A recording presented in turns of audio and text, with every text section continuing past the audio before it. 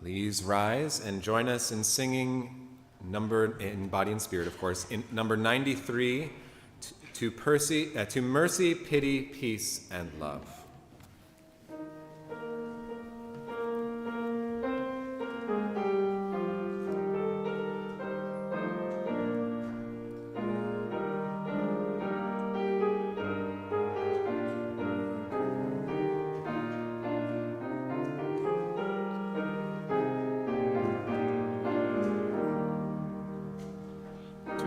Mercy, pity, peace, and love all pray in their distress, and to those virtues of delight return their thankfulness, return their thankfulness.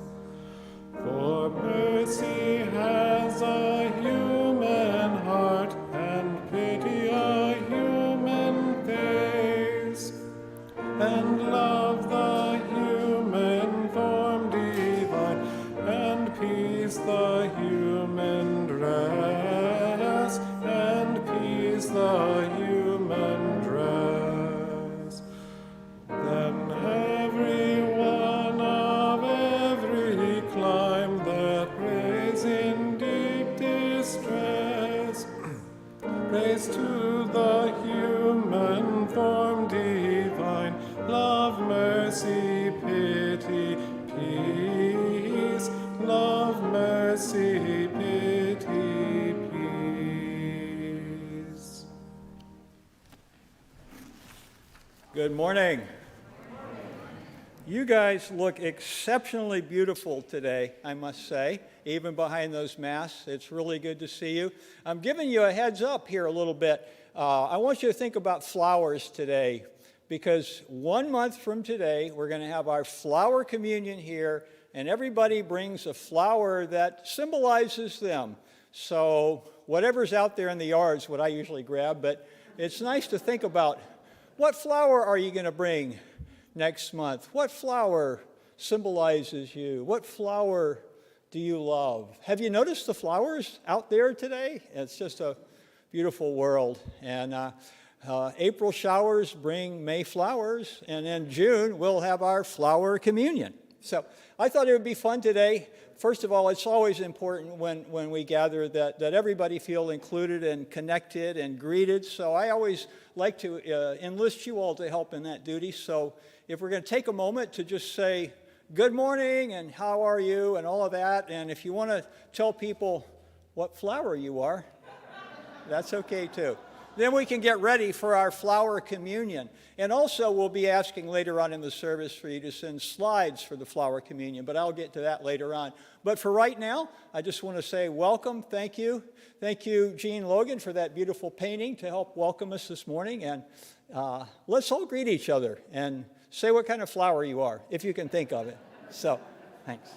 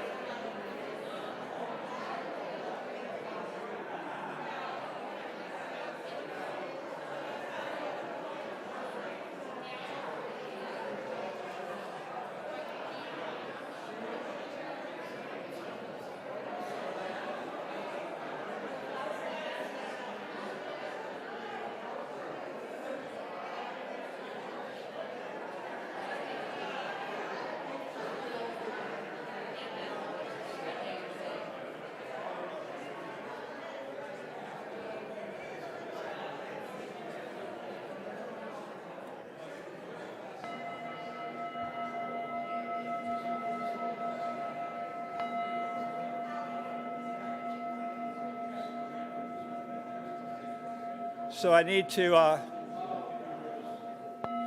clarify. It is okay if your flower is a dandelion. Just wanted to clarify that. Somebody asked. It's so good to have community back again. It's so good to see you in conversation. And let's pick up the conversations during the fellowship hour. So thanks for coming today. I am happy to see you.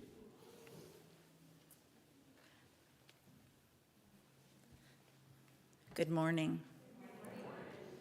This is the mission of our faith, to teach the fragile art of hospitality, to revere both the critical mind and the generous heart, to prove that diversity need not mean divisiveness, and to witness to all that we must hold the whole world in our hands.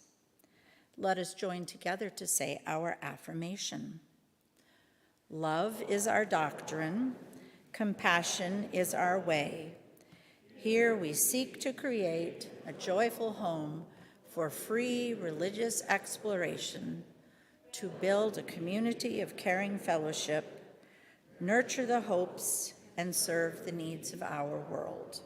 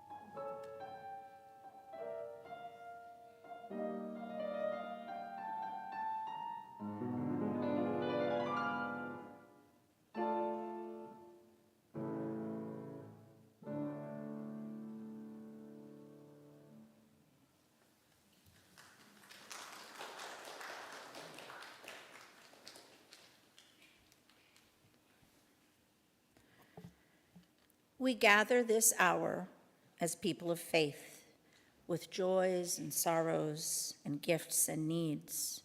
We light this beacon of hope, sign of our quest for truth and meaning, in celebration of the life we share together. Each week, we light 3 chalices. The first is for this congregation, the Unitarian Universalist Congregation of Salem. We light our second chalice for our partner church in Szyman-Falva, Transylvania, Romania. And we light our third chalice for our children and youth in lifespan religious education, and in our world at large. Let us sing the flame into life.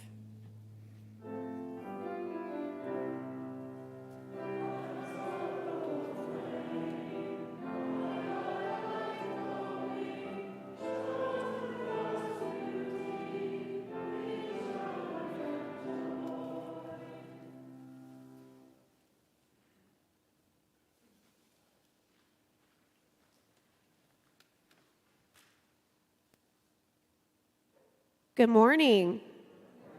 Hi there. Can everybody young or young at heart please join me up front? Hi. We have a story to read today. Hello. Good morning. Hi. Hello. Hi. Come on in. Yeah. We're going to read a story today. Oh, I see some littles out there. Want to come in?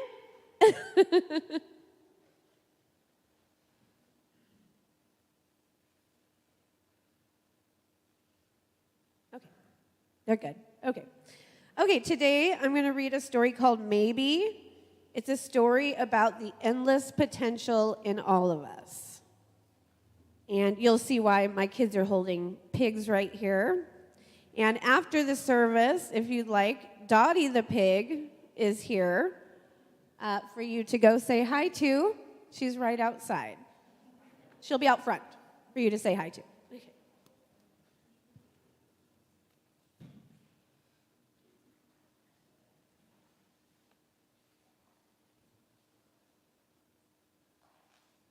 Have you ever wondered why you are here? And the pictures are up there too if you want to look.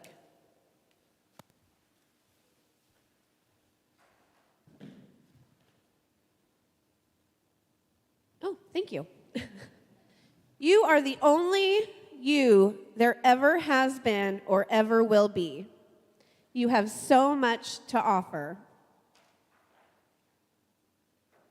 Maybe you will invent something that no one has ever seen before. Maybe you will build things that reach high into the sky. Your life is yours. Try as many things as you can try. See as much as you can see. Wherever you go, take your hopes, pack your dreams, and never forget, it is on journeys that discoveries are made. Maybe you will help others to see the beauty in each day. Or maybe you will lift cheering crowds onto their feet. Do everything with love. Follow your heart and see where it leads you. Maybe you are here to shine a light into places that have been dark for far too long. Maybe you will speak up for those who can't speak for themselves. Hi, welcome. Come on in. Okay, it's okay.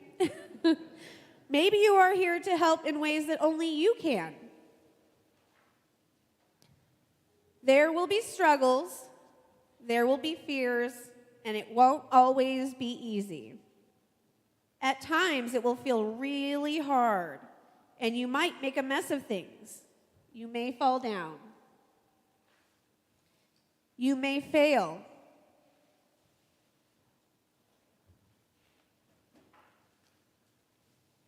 But you will also get back up, and you will rise a little stronger and a little taller.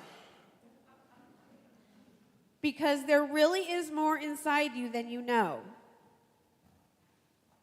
And this world needs your gifts, your talents, your big ideas. And maybe you are just getting started.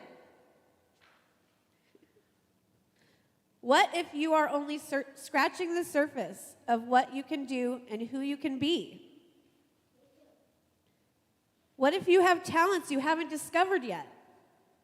There is something powerful, even magical, about you. You already have everything it takes to do big things. Maybe you have no idea just how good you really can be. And maybe you don't know how much you matter. But maybe, just maybe, the world has been waiting centuries for someone exactly like you. One thing is for sure, you are here. And because you are here, anything is possible. Okay, we have an announcement today from Mr. Joel here.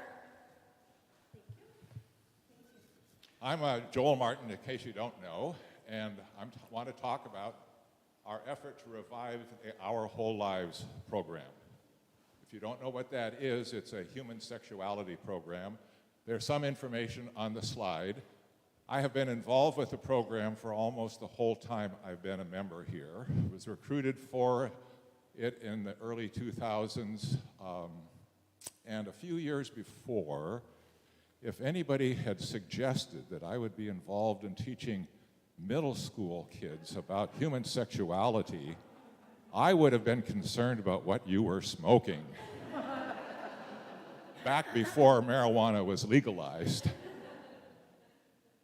It has been one of the most rewarding things I've ever been involved in. So I want to help get the program restarted. It's often referred to as by the acronym OWL. All of the courses are age-appropriate, research-based. It was built together by experts from the Unitarian Universalists and the United Churches of Christ, the Congregationalists. And with all of the controversy about LGBTQ going on nationally, it's probably going to be very hard to get very good information in the public school system. If you have kids, or you're going to have kids, you want them involved in this program because it teaches not only how our bodies work, but there's a lot of emotional communication, especially in the middle school, role-playing about how to set limits and explore who they are as people. Our effort to revive the program involves needing some people who are willing to be trained to teach, as well as contributions to help fund the program, because the budget for RE isn't quite large enough right now. To help get the process started, my wife Lori and I are going to donate $250 to help with that program. If you want to learn more about it, you can connect with me in the fellowship hall after the service. If you want to donate or are interested in volunteering, talk to Molly. Thank you so much. Okay, if we can stand up in the middle and make the love arch, we will be on our way. Thank you.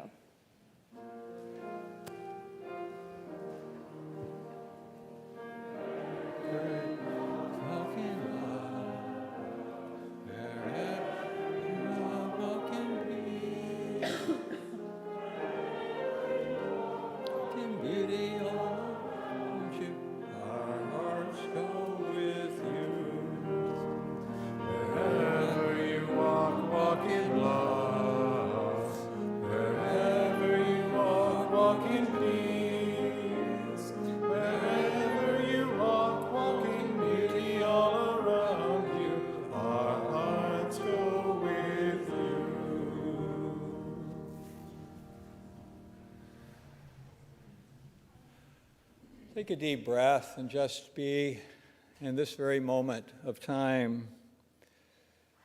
It's always possible to slow down and recollect yourself simply by focusing on your breathing. It returns you to this moment in time. So let us slow down and gather ourselves in this very moment, breathing deeply, being one with the deeper rhythms of our lives. And slowing down, we begin to find our way to the spiritual realm where there is no them and us. There's just us, all of us together. Pray ceaselessly by holding compassion in your hearts for one and all as you walk through life. Nurture your feelings of compassion. Let your heart be transformed by compassion. May your passion be to spread compassion, boundless compassion, in our hurting world. Let us be mindful of all those around us. Many come with heartbreaks and sorrows and grief in their heart. Let us be aware of one another. Let us reach out to one another. Let us build community by connecting. We walk the path of compassion. Compassion is our way. And gratitude. Gratitude. What gifts have you received today? Food, water, air, sun, sky, clouds, children's laughter, hugs, smiles, music. Count the gifts. Count the gifts in wonder and amazement. Count the gifts that flow into your life with amazement and gratitude. For gratitude is our way. Compassion and gratitude as we walk down the path of life, open-hearted with awareness. May it be so.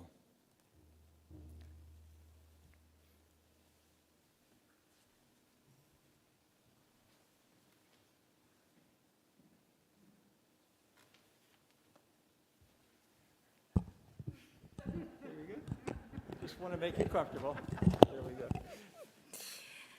Oh, isn't that sweet? I was waiting for one of you to go, huh? I'm Lorna Youngs with Lifelines Lay Ministry, here to read to you the joys and sorrows that have been posted not only in the black book that we have in the foyer, but those that have been posted on the website. And if you want to post on the website, just go to our main page and click on Joys and Sorrows, and that will lead you into the form. We have quite a few joys and sorrows today. I'll start with the sorrows. Lisa Zeigen writes, "Hold a prayer for my young friend Camille, 53, who has brain cancer and is now in hospice care."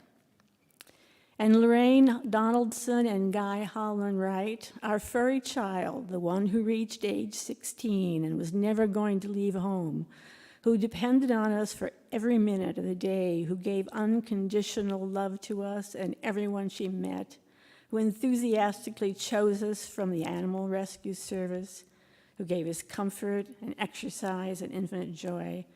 The dog love of our lives is off to wherever things go. Goodbye, sweet Bella." We have another concern from Alan Holland, asking good wishes and thoughts and support while Gloria has hip surgery this week and also through the weeks of recovery. And Francine Leckie writes, "Please send healing vibes to my brother Doc, who as he has kidney cancer surgery on Tuesday. Thank you." And now for the joys.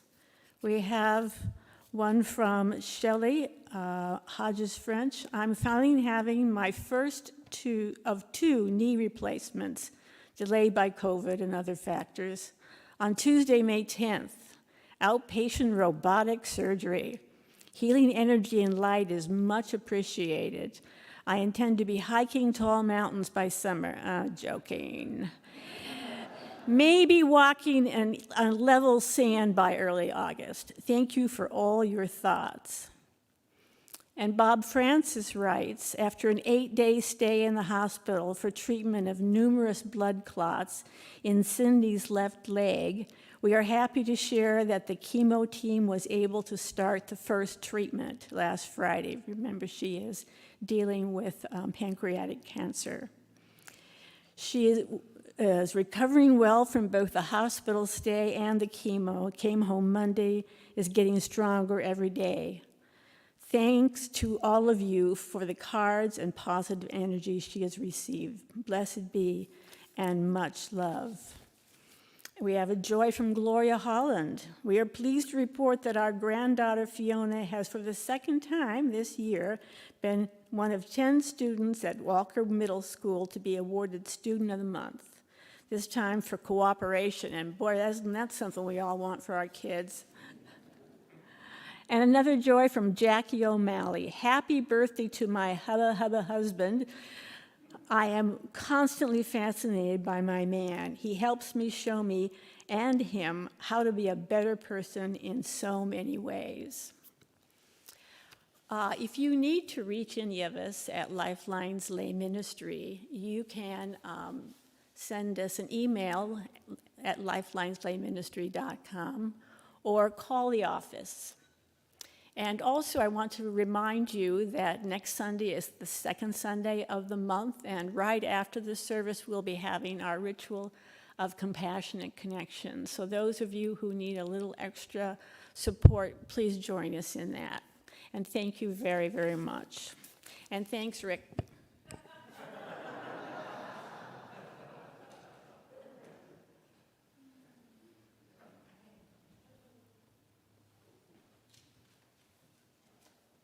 Please join us now in singing our pastoral hymn, number 33, Sovereign and Transforming Grace.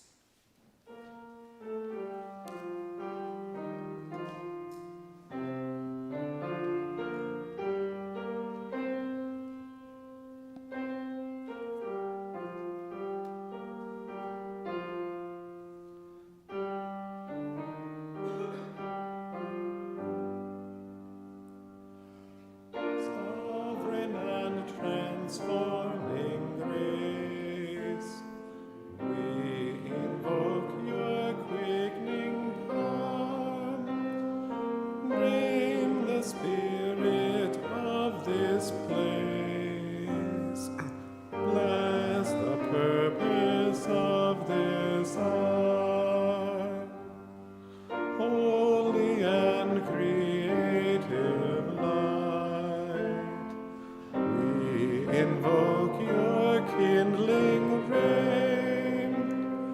Draw upon our spirits night, as the darkness turns to day. To the anxious soul impart hope, all other hopes above. Stir the dull and hardened heart with the longing and the love.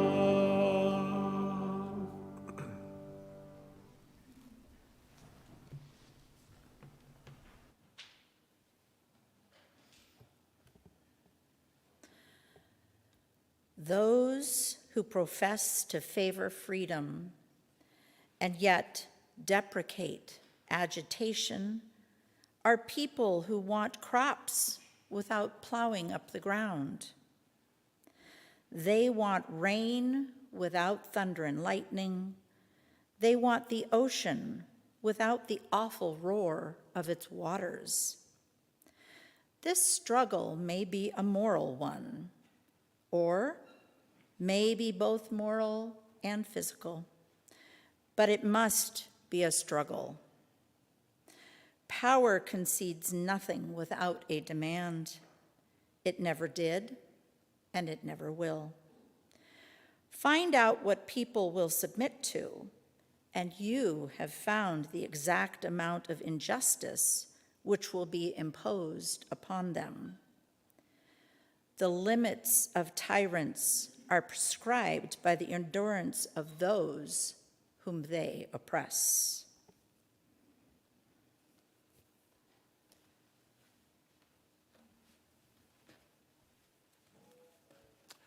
Thank you, Brenna. Years ago, I was serving as a good officer for our Ministers Association. That is, I was a counselor for fellow ministers who were in crisis. And I got a call from a colleague of mine who's now deceased, and he was in conflict with members of the Unitarian Universalist Fellowship he had recently been called to serve. And so I visited him, and when we visited, he told me that the members believed they weren't getting what they bargained for and were suspicious that he is slacking off. Clergy never slack off. Well, maybe we do, I don't know. But in fact, nothing could have been further from the truth. He was one of the finest Unitarian Universalist scholars I've ever met, and I had learned from him over the years. We all gathered around him at the retreats, and he would tell us new things about our history. But as learned as he was a little bit clueless in certain ways. His ministry was half-time, 20 hours a week, but he spoke from the pulpit almost as often as a full-time minister, and his sermons were good ones. They were well received. The problem was that folks didn't see him doing some of the other things they hoped to see their minister doing. There was a lot of fuzziness about the extent of his responsibilities when he began, and I think this lack of clarity was part of the problem. This minister explained to me that writing a good quality sermon took a good deal of time and effort every week. I know about that. And that he didn't have much time left over for the long committee meetings and the social events in the congregation. And what he said was true and reasonable. And yet I sensed that he was missing an important fact, which I summed up with a three-word phrase I've often used, and it is this: perception drives reality. Perception drives reality. Or as the psychologists put it, we believe what we perceive to be accurate, and we create our own realities based on those perceptions. And although our perceptions may feel very real, it doesn't necessarily mean that they're factual. That's what the psychologists talk about when they say perception drives reality. But you don't have to listen to the psychologists. You can just read the history books. You can see all sorts of historical examples of masses of people believing false conspiracies and acting upon those perceptions, which has driven historical reality. And so, in effect, I was telling my colleague to pay more attention to the perceptions he was unwittingly creating by spending so much of his time in the study, and figure out a way to create a more positive, engaged perception of his ministry. I remember that was the advice I gave him. And in giving him this advice, I was not unmindful of the fact that the Renaissance political philosopher Niccolo Machiavelli would have nodded in total agreement with me. Yeah, manage those perceptions. Now, Machiavelli's not exactly somebody you want to be associated with, given his bad reputation. Now, you could name an Italian restaurant in our country, most any Italian name out there, save Mussolini or Machiavelli's.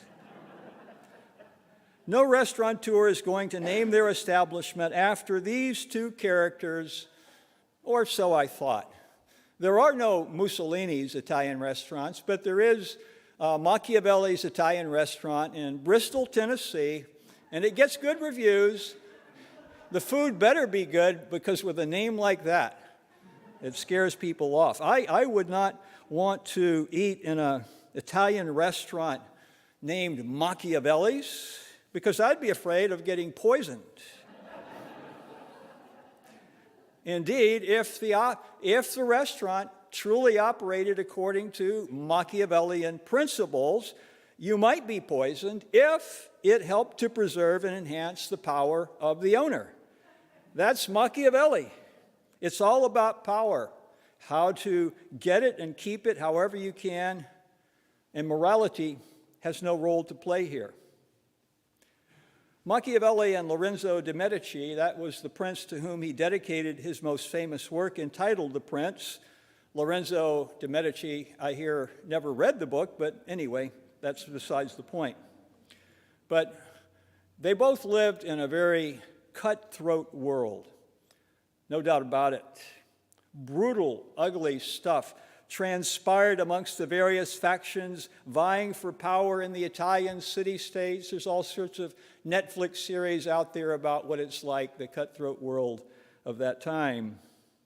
And given that this was the kind of world they lived in, Machiavelli in The Prince, which is a handbook for rulers, he said that you had to adopt to the harsh reality of the world or you would surely perish. And he warned that if you, the prince, or anyone who wanted to gain and maintain power, if you enter into the political arena armed only with your noble ideals, you will be quickly cut to shreds, because you can't play nice in a world of mean. Rather, you have to be more clever and cunning and ruthless than those who oppose you. As Machiavelli put it, there is such a gap between how one lives and how one should live that he who neglects what is being done for what should be done will learn his own destruction rather than his preservation. Which brings us back to my ministerial colleague. He was a principled, scholarly minister, and he knew he was doing what he had been called to do, faithfully fulfilling his half-time ministry. So when I talked to him about perception drives reality and all that, he didn't really buy into that. He didn't see why he should do anything to change the congregation's perception of him other than what he had already done. He put it in a board report that he spent a lot of time writing his sermons. They should get that and they should understand it. Why should he go to all this trouble to try to create a perception? He played by loftier rules. He wasn't into massaging people's perceptions, and he thought it superficial to pay attention to the perceptions he unwittingly created.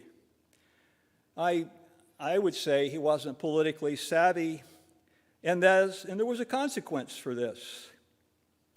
So as shocking as it sounds, an argument can be made for observing certain Machiavellian practices in the ministry lest you perish in the profession, because this minister had to resign.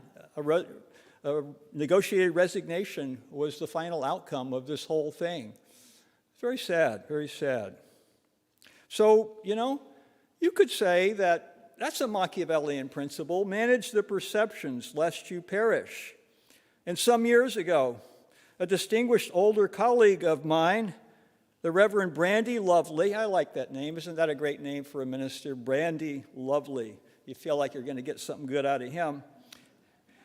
Brandy Lovely decided that he was going to publish his shocking book, A Machiavellian View of the Ministry.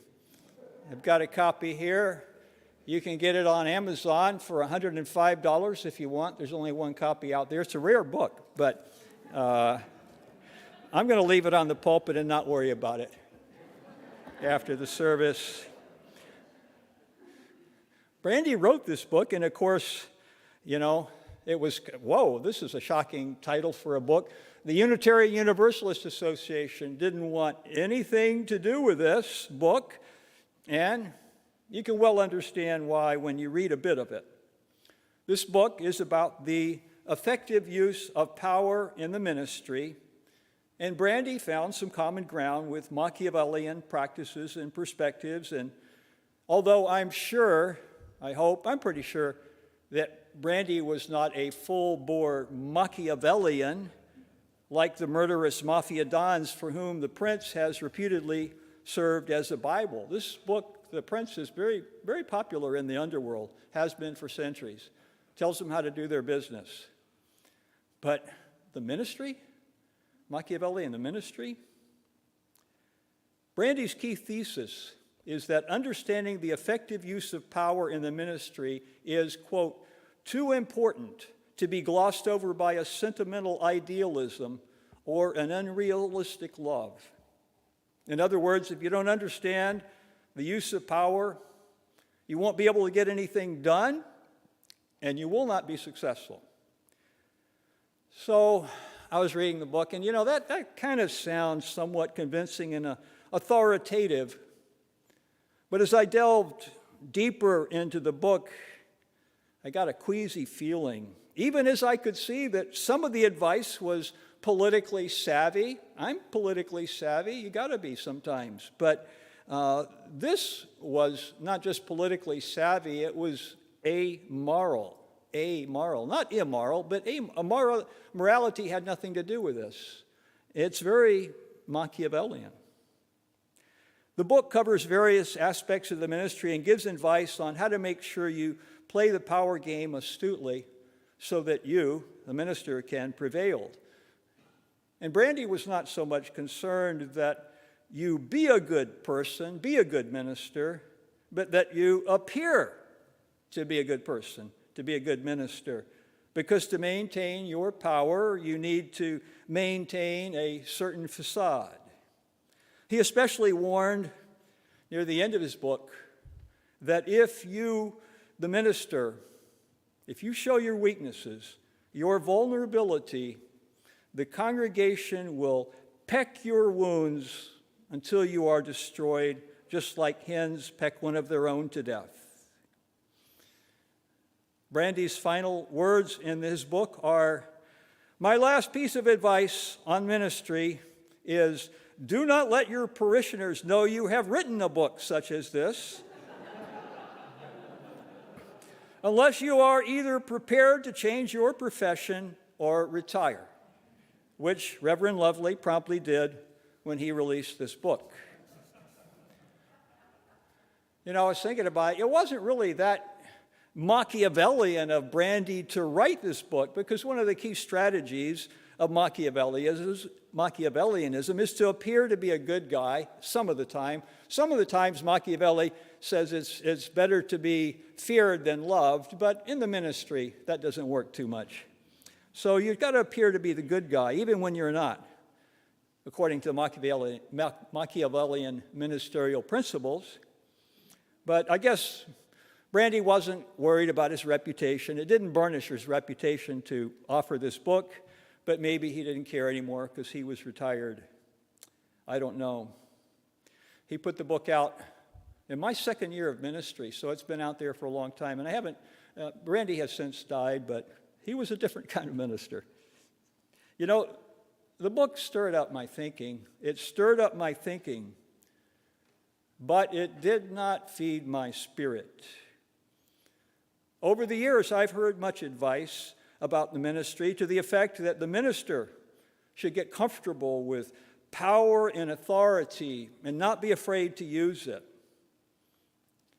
But these discussions have left me feeling resistant because I'm not sure I should do this or could.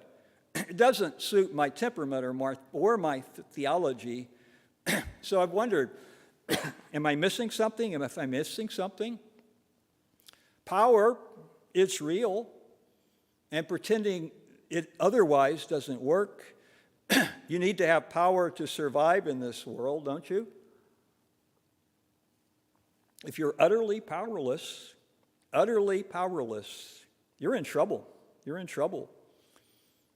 And in our society, money is power, and the less you have, the more powerless you are.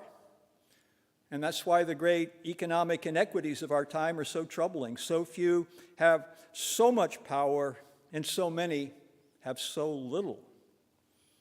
So you have to pay attention to power dynamics within a society. You have to pay attention to power dynamics in all institutions, because the exercise of power in all institutions is a zero-sum game. That is, we have to make decisions and choices. Sometimes certain ideas and approaches are adopted, and sometimes others are not. This is not a win-win situation. It's a win-lose kind of thing. In order to make this fair, everyone is given the same amount of power with a vote. That's our tradition. Everybody who joins our church, we have congregational polity. Everybody gets a vote to make important decisions that we have to make as a congregation. All my power as your minister derives from the authority that you entrusted to me when you voted to call me as your minister. So I'm always mindful that whatever power I have comes by your consent. And so we do have elections. You elected me. You elected me to be your minister. You elected our board chairs and our treasurers and all the other people. And in this context, power is a zero-sum game. There's an upcoming election in our religious association next year. The Unitarian Universalist Association is going to have an election for a new president in 2023. And we're not going to have two presidents. We're going to have one. Somebody's going to have to lose. Institutional power is a zero-sum game. As institutions have to make choices and decisions, they have to make choices, and somebody has to lose. I've lost a lot. A lot of my ideas get shot down, and they should have been, but, or maybe not, sometimes, we don't know. But because institutional power is a zero-sum game, there's a lot of competition. There can be a lot of competition for this limited resource. It's often driven by fear that others will gain more power unless you gain power first. This is the real world, or so some would call it, where power is a zero-sum game. And it's not such a great place to be if things are handled poorly, as they often are, because this creates a world where there are perpetual scraps for power going on, and there are winners and losers. And what's spiritually challenging here is resisting the strong impulse, the very strong, overwhelming sometimes impulse to dehumanize and despise others, especially those who are struggling against you for the same slice of the power pie.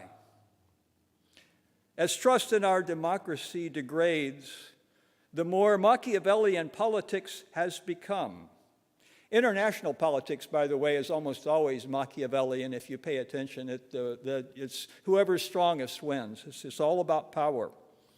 But as democracy in our country has degraded, politics has become more cutthroat, more Machiavellian.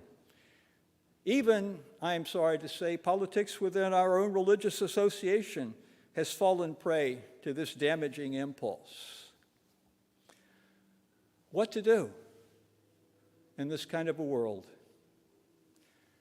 If you ever have the opportunity to visit our partner church in Szymanfalva, Romania, Transylvania, as a number of us have done, if you get a chance to take that trip, it's going to be a wonderful trip. You will see a pictorial clue to the answer to this question. I'm cueing the sound, the guy. There we go. All right. You will see a certain image in the parish hall and in the churches, all the Unitarian churches in Eastern Europe. You'll see this image. Some words of Jesus inspired our fellow Unitarians in Eastern Europe there to depict the image of Jesus' advice to his disciples. And he told them, "Behold, I send you forth as sheep in the midst of wolves. Be ye therefore as wise as serpents and harmless as doves." During their 5 centuries of existence, that's an old church over there. Our partner church is almost 500, it's over 500 years old. Little tiny church, too. During most of their 5 centuries of existence, our partner Unitarians have had to learn how to survive in a very hostile context. They have had to be wise to avoid getting burned at the stake as heretics or picked up by the secret police, or today they have to learn how to survive when the government actively supports the Romanian Orthodox Church to the detriment of the Unitarians. They have to figure out how to hold on to some power in that difficult setting. But we're not in that setting. Our context is quite different. But we all have to think about power and how we make our way in the world and use our power. As for me, the challenge has been figuring out how to relate to the use of power in my particular role as the minister. It has never been my habit to view the congregation through the lens of power, even as I have a certain amount of power that you delegated when you called me as your minister 3 decades ago. And I need a certain amount of power and authority to get things done. The danger for clergy is that they often come to imagine that their ideas are the best ones. And although mine usually are, this does not hold true for all clergy. And so I do not support, I'll say it 3 times, because there's a trend in our movement and the Unitarian Universalist movement that congregations are being shorn of their power, clergy and the association are getting more power. I don't like it. I don't think it's healthy. The minister must be delegated clear and accountable power, but serve effectively, but not oppressively. And the minister should be in equal partnership with elected and appointed lay leaders. We have a democratic system here, and you shouldn't need to concern yourself with Machiavellian maneuvering to play the game. Just play fair and insist that others do as well. Now you see that serpent out there? That's a serpent, by the way, surrounding the dove in that image. It's surrounding the dove. And you can, and you should, protect yourself in perilous settings with the wisdom of the serpent, as Jesus put it, because there are wolves out there in the world. But it is the dove, the harmless dove, that part of you that loves, that brings joy and peace, and does not seek for itself, but for the well-being of others. That should lie at the center of life. Power corrupts, and obsessing about power has the same effect. The dove within dies, and all that's left is the crafty serpent vying for power and control. It's not my desire to have power or control over you, because that would disempower you, making you less resourceful and resilient. I want you to feel spiritually empowered. I want you to trust in yourself and your own power. I want that for myself too. That is the Unitarian Universalist way, not vying for power and control over one another. And that's why we often speak of ours as a shared ministry. It's a shared ministry. Simply put, ministry is about serving the common good. And in order to do that, you have to have power. And that's one of my primary concerns as your minister, that you realize you have power, and you should use this power to promote your own well-being, but also to serve others. This is a place where we remind one another to have positive feelings about ourselves and positive feelings about your rights. You have rights. You have rights. Here you are encouraged to gain a level of empowering confidence that enables you to be who you are, even as you extend to others the same right. Here you are reminded that there is another path to true power. It's the kind of power that you should be seeking every day of your life.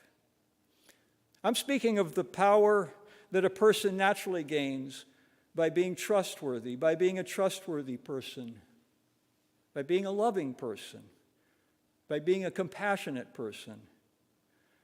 If others know for a certainty that you will not cheat them, that you will treat them fairly, that you will not speak ill of them behind their backs and will speak the truth to them in love, if others know that you will fulfill your promises to them, and that you will be kind and caring and forbearing and forgiving, if they know that you are not there to judge but to encourage, that you are there to be their advocate, when others trust these things to be true, and they are true, you've gained a lot of power.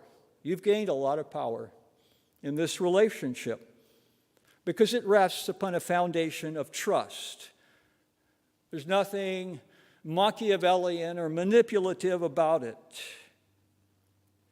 And when you can trust in a love that is shared, you begin to understand the spiritual power of the great ancient sages and teachers who recognized that you are not here to accommodate yourself to a cutthroat world, but to help transform it by embodying a better way, not through the love of power, but through the power of love. It's a win-win. May it be so. Would you join me in a moment of quiet reflection as we consider our place in the great scheme of life? Born into this world, a helpless infant, and yet we discover our power to live freely, our power to have dreams and hopes. We live in this world struggling sometimes with others for power and control. We lose our way, but then we find our way again. We return to that dove-like presence in the center of our being that reminds us that we are here not to control others, but to be controlled by the Spirit of love. That we might all learn to live together, trusting one another and embracing one another as we share the gifts of this life. May it be so.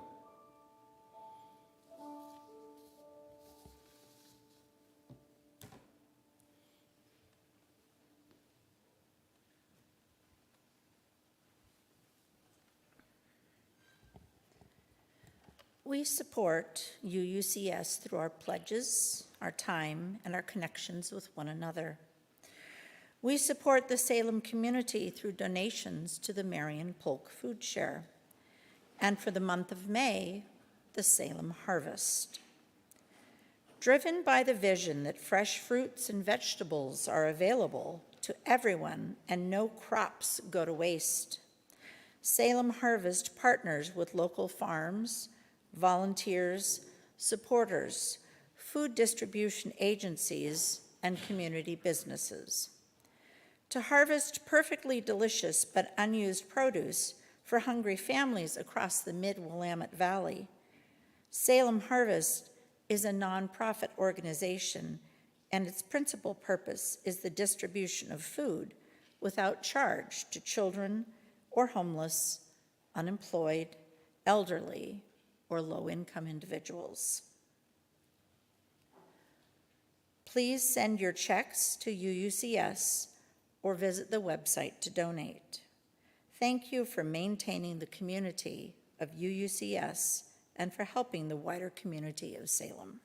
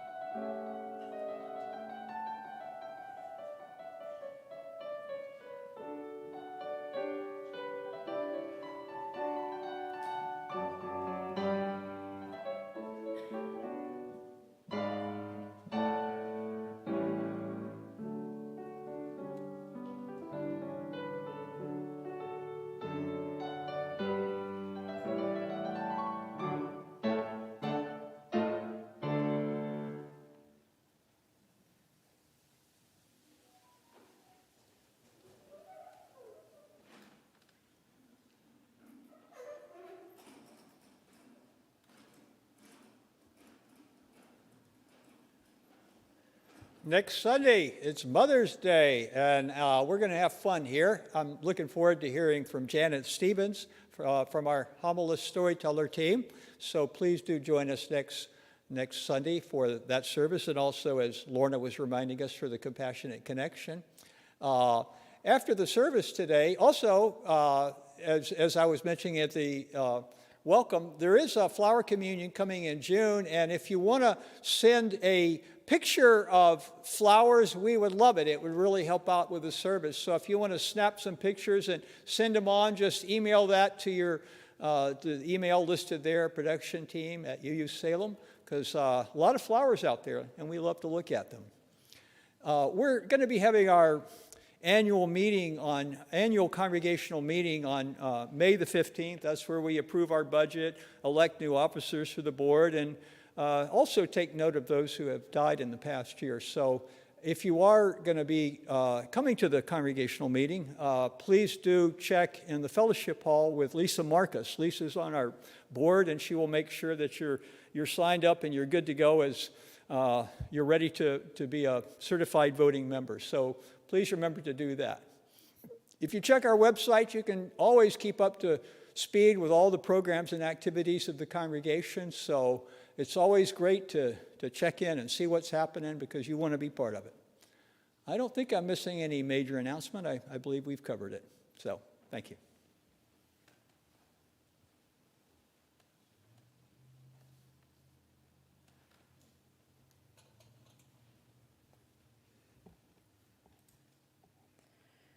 We take light from our chalice, lighting the social justice lantern as a symbolic reminder of the light and justice that we carry out into the world.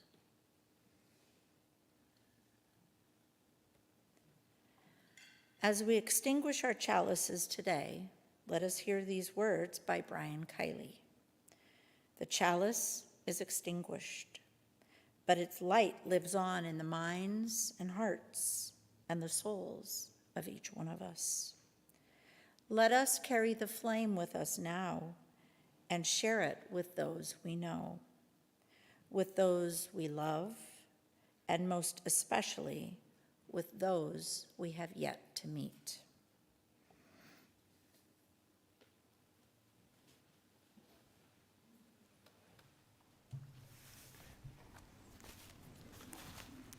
If you'll please rise in body or spirit and join us in singing number 89, Come My Way, My Truth, My Life.